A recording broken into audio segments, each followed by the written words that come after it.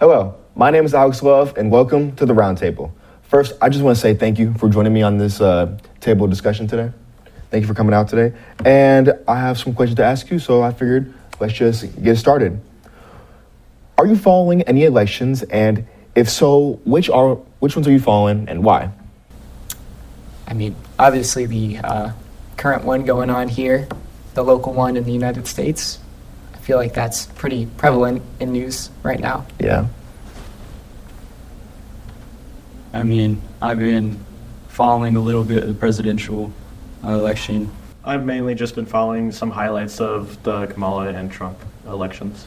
I've been following the presidential election. I went and saw Kamala Harris in Kalamazoo last weekend. How was that? It was good. It was a good experience. Michelle Obama was there. It was really cool. How do you receive your political news? Social media, mostly. I would say social media through friends and family. I normally go towards news articles or mainly some news highlights. For me, it's the news or social media and mostly family. What's the most important issue to you right now and why? I would say taxation, probably that, and then I don't know what else I'd go off of. Me personally, voting through mail is one of the least required or least security benefited when for types of votes. Voting by mail is one of the least safe. I'd probably say reproductive rights. I feel like they're important, and yeah. For me personally, I am really against the current political divide in America. I feel like back in the day, you used to have that, like, you kind of had some things in common, but now there's a really big void, and it's more of a social thing, but I think that's a pretty big problem, finding that common ground nowadays. Fantastic answer. If you were a campaign advisor for one of the 2024 presidential candidates, what innovative political strategy would you suggest to win youth votes? Me personally, I'd use social media. I'd try to be as prevalent as I could be on, like, in their life, and try to focus on things like job security and things like that. Things that can really get the youth a foothold into the society they're just now entering. I would agree with Abram. I think that when I was at the Kamala Harris rally in Kalamazoo, she spoke directly to the Gen Z, and she just spoke directly to us, and she just said that we want change quickly. And I think that she's promoting that through her social media and her TikTok and her Instagram. I would like to add on to Abrams. I really agree with him, but you also have to think about you are attracting the news and they're going to be talking bad about you as well, so you also have to add on towards anything except for just the younger generations. I think Abrams' answer was perfect. I think that targeting social media is perfect, going just towards the youth for the Gen Z. What is the first thing you would change in the United States electoral system if you had absolute power for a whole day?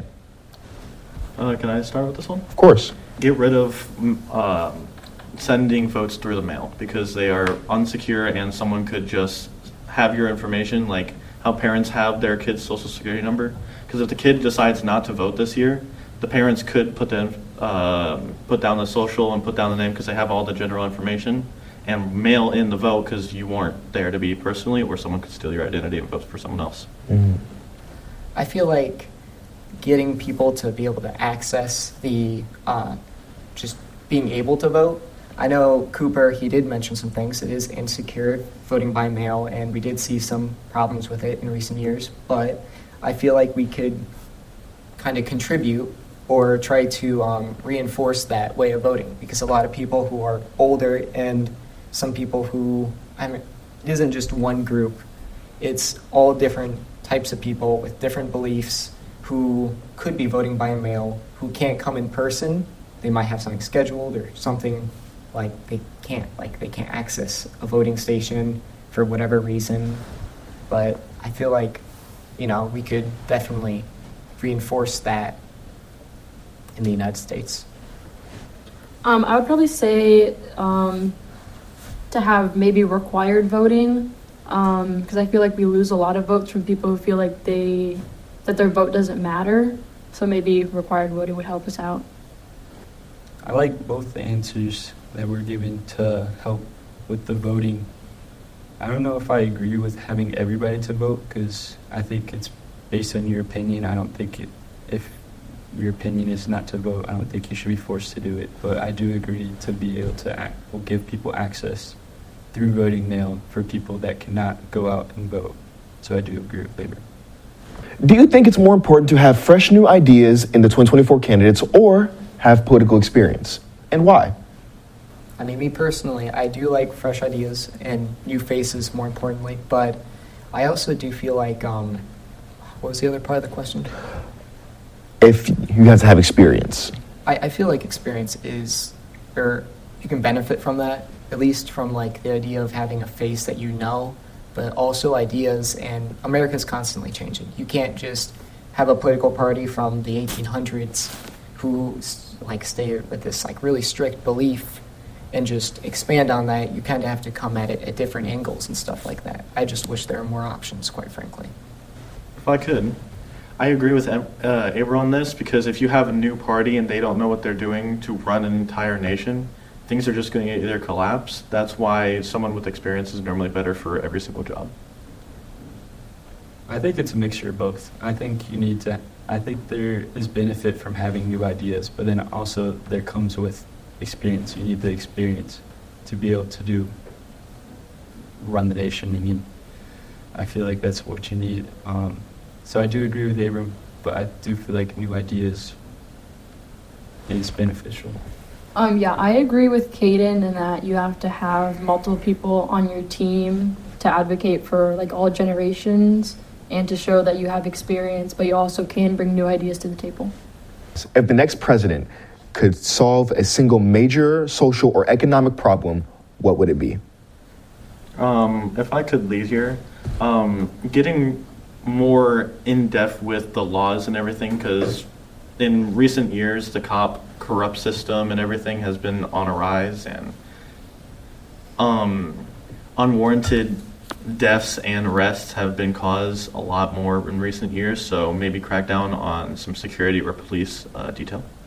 Personally, I feel like a really big rising epidemic in America right now is drugs. Ever since COVID, that has just continued to grow, and it's affecting everyone, I think. I mean, you might know a family member or just someone, a friend, anyone, and that can affect anyone.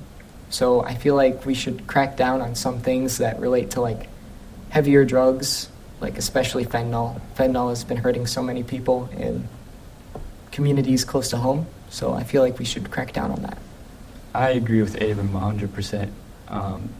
Drugs in America is really straight home to me because I've had stories with my past, not about me, but people that I know, family members. So yeah, I agree with Abram 100% that that'd be a topic that I would.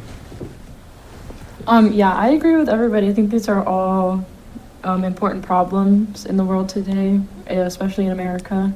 I feel like not one problem is more important than the other one. Though. If voters could ask the candidates a pop question during the debates, what would you ask them, and what do you think hasn't been discussed enough? What are your main priorities? What do you want to do with our country? I think that's a question we don't ask them enough. Like, you're going to run our country, but once in a while they're too vague. They bring up all these issues, but what is your priority? Like, we all have our one thing you want to do. You just asked us, what's one thing that, what's one problem that you want to focus on? What about they, explain their priorities and if they have any choice, I feel like with some people, they're kind of ran by the party and not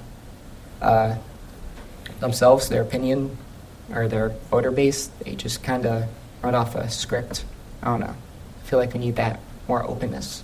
If I could go second right after Abram here, I would want to ask a question about laws. What is your opinions on these specific laws, these specific amendments and everything? I want to know their opinion on them and how just imagine what is going on in their brain about what these specific amendments and these specific laws are.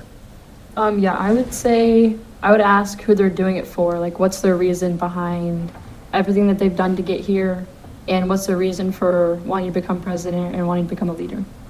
My question would be, what drives them to make our country better? Like, what is it that they want out of their term? Like, why do they want to do it? Like Abram said, but like, what drives them to do it?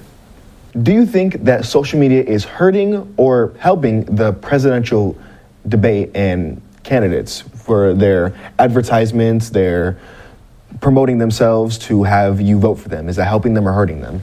Both, because you can advertise just like how she was saying earlier. Kamala Harris was posting on social media, posting on her TikTok and everything about her speeches and all the highlights and everything.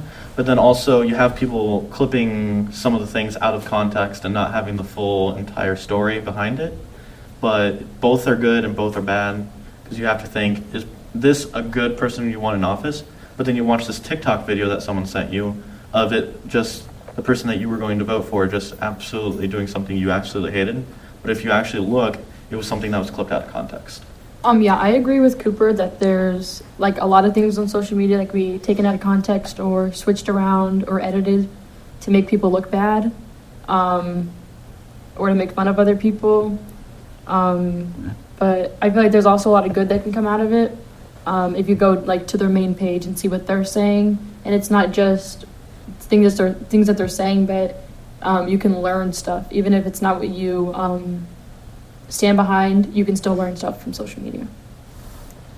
Me personally, I feel like it's pretty useful, especially to the youth or just people who aren't exposed to the news as often, because I feel like the news is very political. I feel like that's a pretty, basic assumption. But I feel like, everyone's biased nowadays. But with social media, there's a lot of these newer and younger people getting into news networking and things like that who are a lot more unbiased and kind of just displays the facts as how they are. And I just really like that. I consider myself a bit moderate when it comes to some things because I like seeing all the viewpoints before I make a decision on any topic. I think it depends on who's doing it, who's the one that's putting out the social media pages, because yes, it can be used for good, and I believe that it has been used for good for some political parties, but it can also be used for bad and to corrupt the youth and allowing them to see this other stuff that is not necessarily true, but since they see it on social media, they believe it's true. Now, with the use of AI, or as of late, people can edit and make the videos or clips that you see be something entirely different. How do you safeguard yourself, and how do you make sure that what you're seeing is true, and how do you tell that to your friends and anyone else? I always look for multiple clips of everything, and then I make sure it's a trusted website like how most news sources are. I look for .govs, .orgs, and everything like that. I don't just trust a regular .com. Some .coms are trustworthy, but you always have to do more research. And sometimes you even go into the political speeches and look for that specific thing, because most of the videos that do have videos are time-stamped, and if those timestamps are wrong, then you normally know that you can't trust that source. I would say it's hard. I mean, AI is adapted so much that it is very hard to tell what is real and what is fake. But I mean, for me, it's just like seeing if it's a credible source from where it came from. But ultimately, it is very hard to tell what is real and what is fake. It's just trying to find out which one it is by the source. Yeah, I'd like to say that you always have to look at like what the TikTok or what the post, who it's from, who posted it. And sometimes you have to look at the repost to see like other people who thought it was real or believed it, just to know, like to give you some backup information.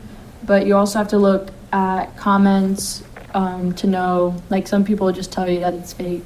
But to yourself, you also have to look at like Hayden said, the clips, and how Cooper said were the real debates, the rallies. For me, it's all about going back to the source with social media, allowing for all these like big parties and these big candidates to post like their most recent rally or their most recent discussion, debate. That's the word I'm looking for. You can go back and almost see every single part of their campaign nowadays, and that's something that I'm thankful for because, I don't know, I like that accessibility. I like seeing what they want to say.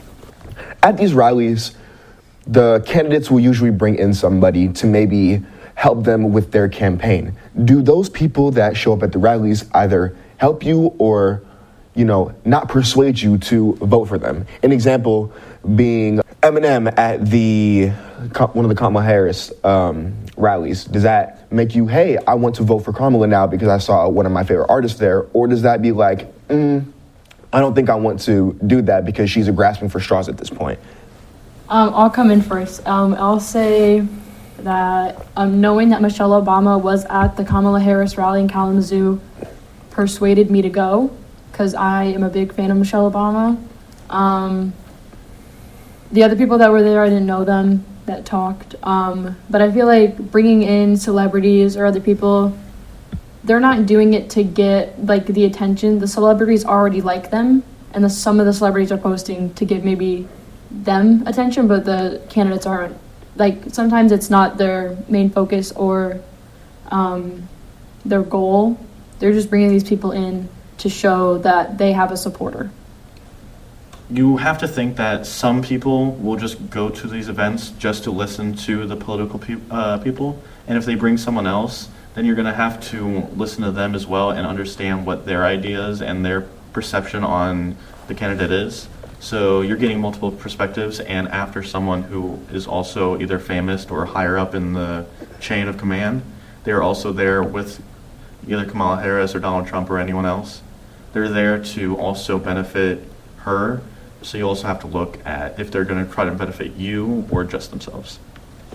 I would say it definitely helps for the younger audience because they're like, oh, wow, this celebrity came. I guess I'll go. I mean, I feel like for the older people, they're already going to be going for the political view, not just because of the celebrities. I feel like it definitely does target the younger audience into wanting to go. Yeah, I feel like it doesn't do much for the older, but it does do stuff for the younger audience. And it's like, wow, I trust this person. I guess if they're going to vote this way, I guess I'll vote this way too. For me, I would like to add on to her. I mean, she went to a rally because it was Michelle Obama, who is very influential in the political atmosphere. So I feel like that's a reasonable reason. But if it's some artist, and if that's deciding on who you're voting for, I just can't get that through my skin. I don't know. There's something a bit disturbing about the fact I like Eminem, but is that going to determine my political beliefs?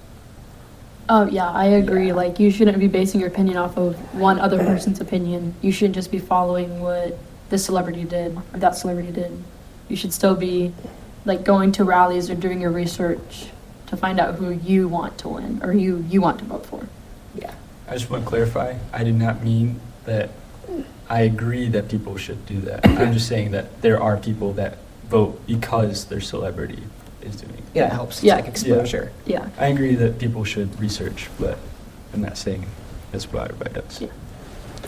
All right, well, are there any final thoughts before we conclude this segment? Yeah, I actually have one. Before you vote or do anything rational, you should think and research what your candidate that you're going to vote for did in the past and make sure that nothing they've done in the past would contradict anything that you've changed in yourself. So let's say 2 years ago you thought you wanted this, but then you changed your mind just recently. You're going to have to rethink all the things that each politician has done. Yeah, I want to say that don't let your family influence your vote if it's not something that you want. When you go up there to check your box, you check whatever you want. Don't do it for somebody else. I think don't let anyone influence you. I don't care if it's your family. I don't care if it's a party that you like. If you want to vote for someone, just vote for them. It's all about what you think personally. I'd say take your own opinion, do your research, find what you believe in, and then vote based on that. that concludes this segment of the roundtable. Thank you again for coming out and sharing your opinions on politics. I really appreciate that. Thank you. Thank you. Thanks, Alex. Thank you. Thank you. And that'll conclude this.